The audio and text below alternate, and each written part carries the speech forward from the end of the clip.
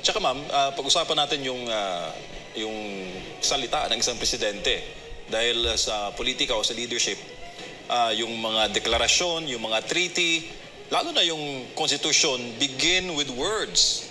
Pero paano na lang ma'am kung ang salita ng presidente ay iba naman sa kanyang ginagawa? Many are saying na nagkakaroon daw tayo ng Janus-faced leadership sa mga panahon ngayon. Ma'am. OMJ, alam parati kong sinasabi, talk is cheap, action is needed. So, instead na, katulad nun, nasa Malaysia siya, ang sinagot niya, impeachment. Magandang umaga mga kababayan. Grabe na naman ang ating pag-uusapan. Ngayong hapon po, magugulat po kayo. Malutikiya na political analyst na kilalang kilala. Talagang magugulat po kayo sa kanyang reaksyon dito po sa 3 taon na panunungkulan bilang Pangulo ni BBM. Ano ba ang kanyang masasabi mga kababayan?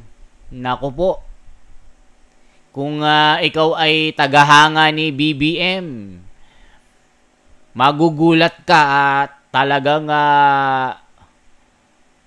masasaktan ka dito. Kaya kung hindi mo kaya po itong panoorin, pwedeng i-skip mo ito. Eto na mga kababayan, malutikiya. Ano ba ang sinabi niya mga kababayan? Naku, pati ako nagulat eh. Sabi niya po mga kababayan, Marcos Jr. walang ginawa sa loob ng 3 taon. Naku po mga kababayan, malupit itong mga reaksyon ni Malutikiya. Sa loob ng 3 taon na panunungkulan ni BBM, walang nangyari. Matindi mga kababayan, anong ginawa ni BBM? Ito po, pakinggan po natin ang mga nakakagulat, nakakagimbal na mga reaksyon ni Malutikiya. Kilala nyo po itong aling ito. Talagang wala itong sinasanto mga kababayan. Kung alam niya na nasa katwiran siya, dun siya. Ito na po mga kababayan. Tsaka ma'am, pag-usapan natin yung salita ng isang presidente. Dahil sa politika o sa leadership, yung mga deklarasyon, yung mga treaty, lalo na yung constitution, begin with words. Pero paano na lang ma'am kung ang salita ng presidente ay iba naman sa kanyang ginagawa? Many are saying na nagkakaroon daw tayo ng Janus-faced leadership sa mga panahon ngayon. Ma'am. OMJ, alam parati kong sinasabi, talk is cheap, action is needed. So, instead na, katulad nun, nasa Malaysia siya, ang sinagot niya, impeachment, at saka yung call for his resignation. Shouldn't he be talking about ASEAN? Shouldn't he be talking about what he said about the yung code na pinupursue ng ating mga kasamahan sa ASEAN? Shouldn't he be already bridging to 2026 when we chair ASEAN? Narinig nyo po mga kababayan ang mga tinuran ni Malutikiya. Di ba si BBM gusto niya ng reconciliation. Sabi niya, walang kondisyon. Gusto kong makipagbate, pero walang kondisyon. Pwede ba naman yun mga kababayan? Kaya sabi ni Malutikiya, yung sinasabi ni BBM, mali doon sa iba doon sa ginagawa niya. Yun po yung sinabi ni Malutikiya. Ituloy pa natin mga ka-wonder. Naku po, magugulat po kayo. Kaya tapusin nyo po ito kasi marami pang mga pasabog si Malutikiya. Alam nyo naman itong mamang ito. Matindi kung magsalita ito. Yung mga salita niya, bumabaon mga kababayan. Ako'y nalulungkot kasi 3 taon na tayong ganyan eh. Yan Janus face na sinasabi mo, mahirap gawin yan ng 3 taon. 'Di ba? Sasabihin mo ganito, bigla kang kakabig na ganito. Lahat diversionary. So, nasaan ang presidente dyan? Ha? At kung titingnan mo yung problema nitong administration, it all boils down to communication. You have someone, yung kanyang barker na ang tawag ko dun eh, yung kanyang barker, in-insert during the campaign period, mas lalo nagkagulo ang messaging, na talks about policy, laws, plans, programs, and you have a president not talking about that. Yung barker niya, ang default na sagot, ang blame is Duterte. That is by design. Diba? And then, in the podcast, you are reaching for reconciliation. I mean, I don't know if they understand Jano's face. I don't know if they understand the philosophical mooring and the psychological meaning of that. But if Eto yun mga kababayan, yung reconciliation ni BBM. 'Di ba nung nakaraan po nagkaroon po ng podcast po ito kasama ni Katunying na natanong ni Ka Anthony Taberna kung bukas ba si BBM na makipag-ayos. Sabi naman ni BBM, aba okay lang sa akin. Pwede. Open ako. Pero nung na mga kababayan, sinabi na kung seryoso siya na makipag-ayos, pauwiin ito pauwiin si Tatay Digong. Ayaw niya. Yun ang hiling ng taong bayan. Paano ka makikipag-ayos? Yung pinakulong mo nasa ICC. Paano ka makikipag-ayos sa pamilya Duterte? Parang binenta mo ito sa Banyaga. Walang reconciliation. Yun yung sinasabi ni Malutikia. Ito yung sinasabi ko na sinasabi din ng taong bayan. Kung gusto mo ng pakikipagkasundo, merong mga dyan, merong mga kasunduan. Yun na lang jowa mo. Hindi kayo naging okay. Meron kang nagawang pagkakamali sa iyong jowa. Gusto mong makipagkasundo dito, kailangan meron kayong pag-uusap. Maaring pag-usapan nyo, kaya nangyari ito, hindi na mauulit. Mga ganon, meron kayong pag-uusap, pero sasabihin mo walang kondisyon, sasabihin ng jowa mo, okay, tatanggapin kita, pero wag ka nang mangbabae. Pag nagawa mo yan, babalik ako sa'yo. Parang ganon din yung sa pamilya Duterte. Kung gusto mo ng kaayusan, pauwiin mo si Tatay Digong. If a leader is said to be wearing such, then lahat double speak, double talk. And we're tired of that. Kaya nga ganyan ang resulta ng eleksyon eh. 'Di ba? Kaya nakakabahala kasi May 12 tayo nag-eleksyon, mahigit na 1 linggo na nakakaraan, parang naka-standstill pa rin tayo. Parang hindi natin alam saan ba dadalhin ito. Kasi nag-cleaning of the house. Habang nag-cleaning of the house, ano nangyayari? Yun ang nakakalungkot kasi napakabilis ng 3 taon. At dadaan na naman tayo sa process na highly divisive, which is the impeachment. Saan pupunta ang Pilipino? So, 6 na taon tayong nagsayang ng ating panahon, ng ating taxes, ng ating social contract dahil gusto natin na ayusin natin ang ating bansa. Ma'am, ano pong mga undercurrents na nakikita po ninyo sa mga panahon ngayon, especially Grabe, elections at papunta sa 2028 presidential race na naman, isa na namang highly divisive political na magaganap?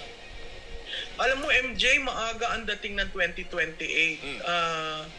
katatapos lang ng election, May 13, lahat ang forecast, lahat ang gusto ng prediction, lahat ng tinatanong tungkol sa 2028. Yung undercurrents, kasi kailangan kalmado ang dagat para sa isang ship, kahit bangka man lang o balanghay, na tumatakbo doon, no?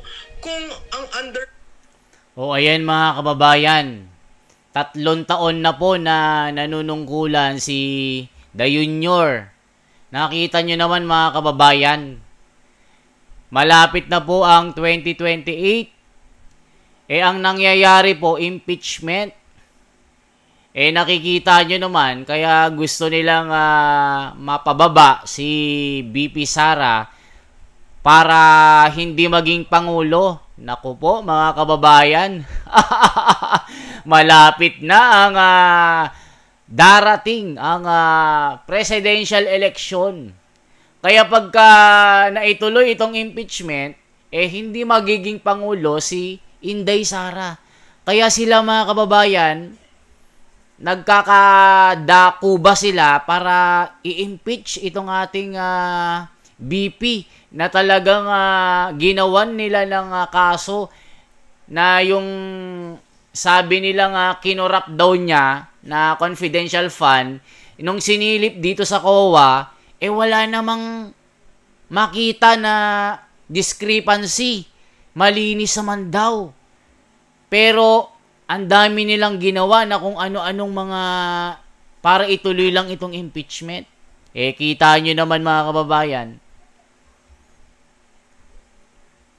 Diba sabi ni Malutikia, 3 taon na nasayang daw ang tax natin. Yan ang sabi niya mga kababayan na malupit itong magsalita mga kababayan. Hindi ako yung nagsasalita dito. Nagre-react lamang tayo. Ituloy pa natin mga kababayan ng mga pasabog niya. Nakakagulat, nagugulat din ako mga kababayan Talagang yung isip ni Malutikia malalim. Kailangan nating maghukay ng isang balon para makuha natin yung kanyang ibig sabihin. Currents hindi mo sinesettle, forever yung lalabas at lalabas. Na-mention ko nga doon, ang EDSA, nagsimula lang yan undercurrents, hindi pinansin, pumutok. Diba? Yung EDSA noong 1986. Yung mga coup, undercurrents rin yan. Itong kaninang umaga, nagising tayo sa statement ni Chief AFP. Halatang-halata mo may undercurrent doon sa institusyon na yon, no? May undercurrent ang saan ka naman nakakita, hindi pa tapos ang 19th session, iilan na lang session days, but we have a speaker who already defines what the 20th Congress is, as if certain that he will be the speaker. So, sineset aside mo yung mga traditional norms ng pag-elect ng speaker, ng pag-oath ng mga members, di ba? Ng pag-define kung sino ang majority at minority. So, yung undercurrents kasi pag hindi na-handle ng tama, puputok at puputok. At pag pumutok, napakahirap solusyonan. Kasi that would mean the people have already given up. Na ayaw natin yan kasi ang Pilipino. O mga kababayan, anong masasabi nyo dito kay Malutikia? Kayo po ang mag-react. Diba mga kababayan? Malapit na pong 2028. Kita nyo, nagkakagulo sa Senado. Nagde-debate sila kung ituloy ba o hindi. Kita nyo si Chis Escudero. Diba? Kumbaga tumitimbang. Mukhang ito mga kababayan. Against the impeachment ito. Kasi sabi nila mga kababayan, dead ball na ang impeachment. Ano pong masasabi nyo? Kita nyo po, pagdating ng 20 Congress na, wala na po itong inumpisahan ng 19 Congress. Itong impeachment na ito, madidismiss na. Pagbobotohan muli kung itutuloy ba o hindi. Nako po mga kababayan, lalabas talaga ang katotohanan. Lalo na pag nandyan si Marcoleta. kamay na bakal itong bakbakan sa hearing na ito, sa impeachment na ito kung matutuloy. Kasi magkakaroon ng bloodbath. Nako po, mga kababayan. Ano po ang reaction nyo?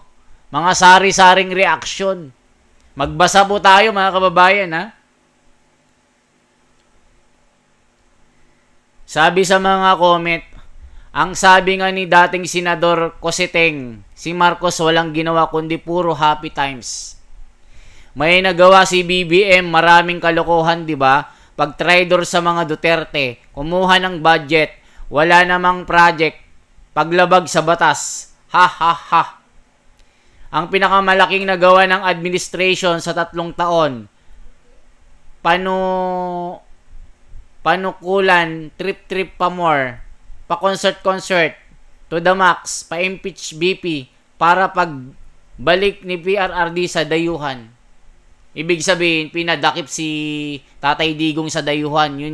Yun daw yung nagawa ni BBM. Pa-party-party, impeach si BP, pinadakip si Sara or yung tatay ni Tatay Digong. Yun yung nagawa niya sa 3 taon. Natatawa tuloy ako, mga kababayan. Ito pa yung mga comment, ha? Ang totoo lang ay walang moral courage ang Pilipino. May pangulong walang kakayahang mamuno. At sige-sige lang ang pagnanakaw sa kaban ng bayan. Pang-uusig sa mga kumakalaban gamit ang kapulisan, army, pati mga korte. Sa kabila ng mga ito, buong mamamayan ay walang ginawa kundi puro lang dada at ngawa. Okay po, mga kababayan. Hanggang dyan na lang po ang ating bahagi. Kayo naman po ang magre-react. Ano po ang masasabi nyo dito? Mabuhay po. Once again, ako si The Wonder sa Philippines. Pinakamalupit, pinakamaingay, nakapitbahay. Salamat po, mga kababayan. Isang like, isang share po at isang subscribe.